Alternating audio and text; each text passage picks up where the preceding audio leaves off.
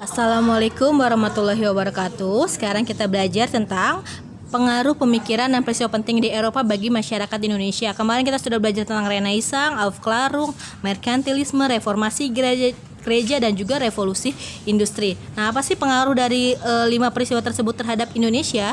Yang pertama kita lihat di bidang politik. Dalam bidang politik, semenjak adanya Renaissance, itu akhirnya kan mereka mulai pintar. Semenjak ada reformasi gereja yang melahirkan Renaissance dan juga Aufklärung dan juga revolusi industri, akhirnya melahirkan orang-orang Eropa yang akhirnya bisa keluar dari Eropa. Kan tadi selama ini kan mereka di Eropa aja kan, gak berani keluar. Nah, semenjak itu akhirnya mereka berani keluar. Lalu ketika mereka keluar, mereka menemukan daerah-daerah baru yang dimana lebih kaya akan rempah-rempah dibandingkan India, yaitu Indonesia. Nah, karena mereka sudah menemukan daerah baru, maka terjadilah yang namanya praktik politik kolonial, di mana praktik politik kolonial ini akhirnya terjadilah penguasaan VOC terhadap Indonesia. Maka mulailah yang namanya penjajahan mereka terhadap negara kita. Jadi kalau dibilang positif nggak sih sebenarnya ilmu pengetahuan yang berkembang di Eropa sana? Ya positif sih, tapi kan akhirnya ada dampak negatifnya juga, termasuk salah satunya adalah penjajahan. Lalu selanjutnya kolonialisme Inggris dan Belanda di Indonesia. Di sini kenapa cuma Belanda dan Indonesia? Karena kan kalau Spanyol dan juga Portugis itu cuma bisa dibilang mereka berdagang ya, walaupun berdagangnya dengan tidak dengan cara yang baik. Makanya yang melakukan kolonialisme yaitu adalah Inggris dan juga Belanda, karena mereka sempat tinggal di sini dalam waktu yang lama untuk mengambil rempah-rempah kita dengan cara yang mereka. Lalu selanjutnya berkembang paham baru. Ini kemarin sudah ibu jelaskan ya, kalau berkembang paham liberal dan juga kapitalis. Paham liberal di sini adalah paham di mana setiap orang tuh bebas mau ngapain aja, selama dia mau cari uang, ya terserah dia mau cari uang dengan cara yang seperti apa. Karena liberalisme dari kata bebas. Liberalisme dari kata liberal yang artinya adalah bebas. Lalu kapitalisme ini menekankan kepada modal. Jadi kalau usaha kalian mau maju, yang modalnya gedein gitu.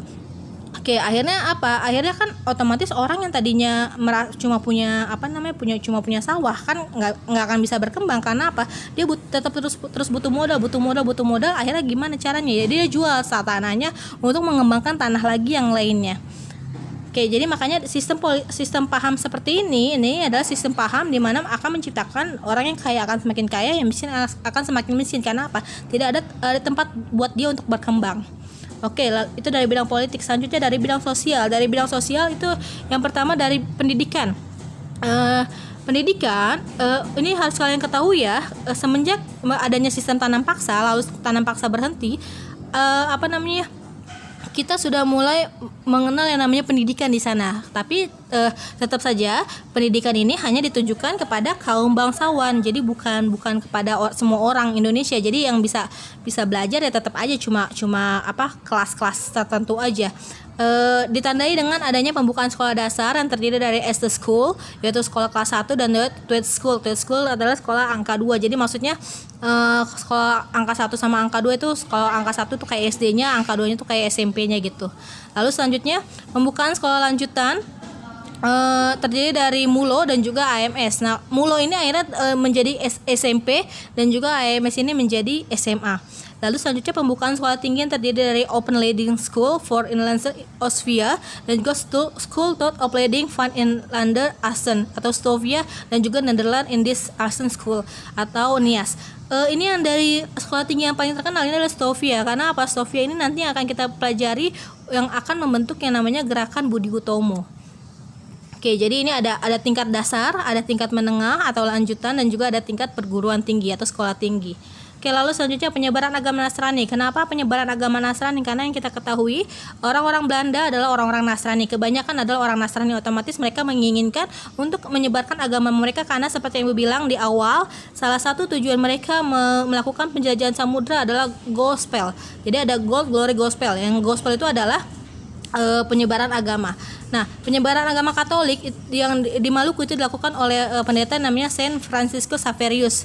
Jadi makanya nggak wajar ya di Maluku sana Islamnya kuat tapi Kristennya pun kuat. Karena apa? Karena langsung disebarkan oleh Saint Francisco Xaverius sebagai seorang penyebar agama Kristen. Lalu selanjutnya bangsa Belanda menyebarkan juga agama Kristen Protestan di Indonesia, karena di Belanda pun sudah tersebar aliran Protestan. Di sini kalau Katolik kebanyakan di daerah Indonesia bagian timur, sedangkan kalau Protestan tuh kebanyakan di Indonesia bagian barat. Makanya orang-orang Sumatera Utara itu kebanyakannya Protestan, bukan Katolik. Tapi ya akhirnya ya nyatu-nyatu juga sih, di mana-mana ya bisa ada Protestan, bisa ada Katolik. Lalu selanjutnya penyebaran agama Nasrani dilakukan melalui sinkretisme. Sinkretisme itu artinya pencampuran budaya. Jadi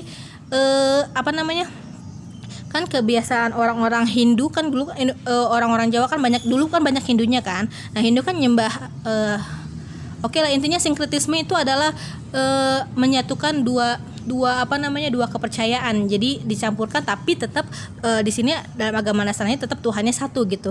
Tapi mencampurkan beberapa kebudayaan asli kita kepada agamanya mereka, dan kebanyakan terjadi di Pulau Jawa. Oke, lalu selanjutnya di bidang sosial itu juga tercipta namanya stratifikasi sosial. Terbentuklah piramida, seperti piramida yang bisa kalian ini, di mana dalam piramida ini terdiri dari 3 golongan. Yang pertama golongan paling kecil atau paling sedikit orangnya itu otomatis adalah orang-orang Belanda. Orang-orang Belanda dan juga pokoknya intinya orang-orang Eropa lah. Lalu golongan kedua adalah golongan Tionghoa dan juga orang-orang Indo atau keturunan, dan juga masyarakat Arab. Jadi orang-orang Arab. Lalu yang paling banyak itu yang paling bawah tapi jumlahnya paling banyak dan juga paling miskin adalah masyarakat pribumi. Oke, ini namanya piramida ya. Oke, selanjutnya dalam bidang ekonomi. Pengaruh dalam bidang ekonomi terciptalah yang namanya industri, perkembangan industri. Di sini contohnya tercipta industri minyak di Maxoli, dan juga terciptanya perkembangan jaringan transportasi. Jaringan transportasi yang paling terkenal di sini adalah jaringan transportasi yang dibuat adalah jaringan kereta api. Oke, untuk budaya kita bahas minggu depan ya. Sampai sini, wassalamualaikum warahmatullahi wabarakatuh.